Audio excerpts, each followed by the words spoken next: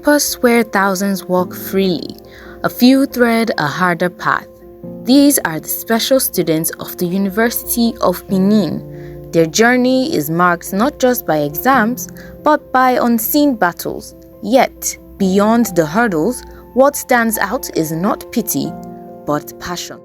Okay, my name is Chidi Okebuchi, and I am a 100 level student of the University of the Department of Mass Communication. I actually have passion for broadcasting, passion for because I listen to radio a lot. So I always wanted to host programs, broadcast and MID, and I love speaking. And mass communication offers me the opportunity to do all of this and more, hence my desires for mass communication.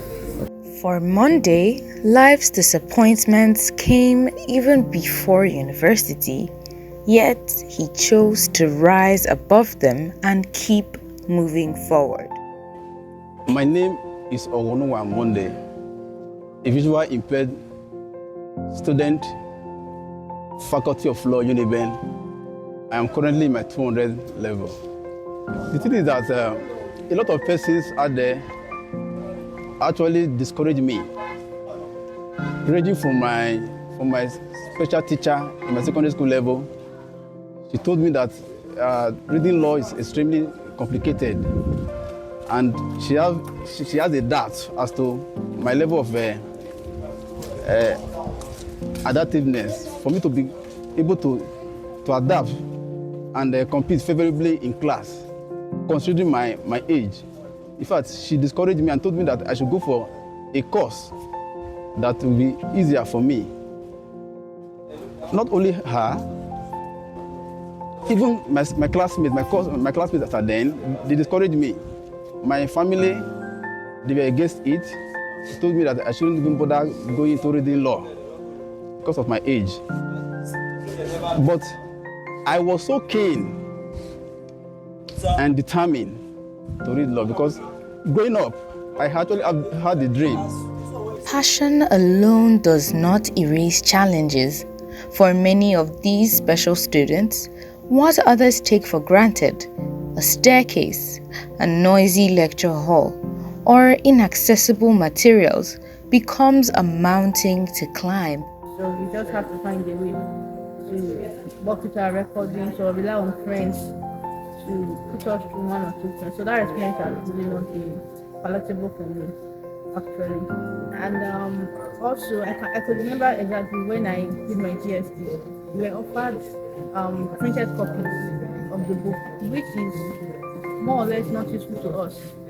They did not have the audio format or the PDF format or the break format for us to read. So I did not really make use of that. I had to look for other sources to study. These things are really part of the challenges I go through as a student, especially in high school. How do I feel? It's not easy, actually, because you can't see what you do. You have to feel with your hands and work with your brain. Whatever we do with our brains, see with our brains, and put it that way, then with our hands. Many times, like I could remember, I think 3 days back, I got bumped by hot water. I was trying to turn off water in the pocket, and I did not know the kettle has moved closer to my hand. I was holding the pocket with hand. Everything, the thing just turned on my hand, and it was really painful. And sometimes when I walk, I don't even know I'm close to a stool or the bunk. I just end up hitting myself, maybe my eyes or my nose on the bunk, and it's really not easy, but it's part of these things we have to go through as special, and what makes us stronger. Yeah, attending classes has not been easy at all because the hostel which I reside in had no law student in my level residing in it. So I usually board a cab from my hostel to the faculty and also from the faculty to my hostel after the expiration of lecture for the day. It hasn't been easy at all. Even receiving lectures in my faculty has not been easy because those lecturers out there don't have soft copy materials for me as a special student or as a student living with disability. So what I normally do is to look for a way to scan some hard copy text and change them to soft copy material for myself. And also try my possible best to look for PDF, that is soft copy summarized topics, which has helped me to be more comfortable in learning or reading law currently. When I was at 100 level, we actually moved from our 100 every year class to other faculties, that is to other classes to be precise, to learn. And they are upstairs, 3-story building, climbing upstairs to receive lectures. So it was actually difficult for me to do that. And when challenges threaten to overwhelm, support becomes their anchor. Unlike in stories of isolation, here we find resilience built on the kindness of friends, family, lecturers, and even strangers. Okay, for my classmates, they are willing the best for me, like supporting me psychologically. They don't make me feel left out or less of a student because of whatever I'm going through. They always there. I'm never short of somebody to assist me one way or the other. Right? Whether to go to class, to leave me back. Even sometimes when I need to get water from the hostel staff, I have to call really a friend to help me get it. And she's always willing to taking me about and everything. So the support has been really massive. And from the lecturers, I've been really understanding. Yeah. Trying to make sure we are included in whatever activity rather that goes on in the school environment. And generally the school environment is peaceful. And thanks to the HOD of the department, he also did a lot in helping us settle down in the department. Yeah. Like I said initially, I don't have like my friends residing with me in the hostel.